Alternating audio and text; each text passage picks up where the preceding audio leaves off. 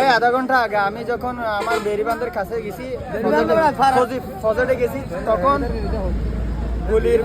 গুলির শব্দের কারণে আমি লুকিয়েছিলাম বেরিবানের নিচে লুকিয়েছিলাম। তখন আমার পাশ দিয়ে একটা বুলেট আমার পায়ের তলার দিক দিয়ে চলে গেছে, মাটি করে একদম মানে ঢুকছে যে ছোট করে, বের হয়েছে বড় করে। তারপরে এরপরে আমি এটা খুঁজার পরে আমি বুলেটটা পাইছি। আপনি কি অল্পের জন্য রক্ষা পেয়েছেন? অল্পের জন্য আমার পায়ের তলা থেকে গেছে আর কি। কিন্তু আমার প্রজেক্টটা হলো বাড়ির পাশে, আমার বাড়ির আঙ্গিনায় পরে এই বুলেটটা পাওয়া গেছে।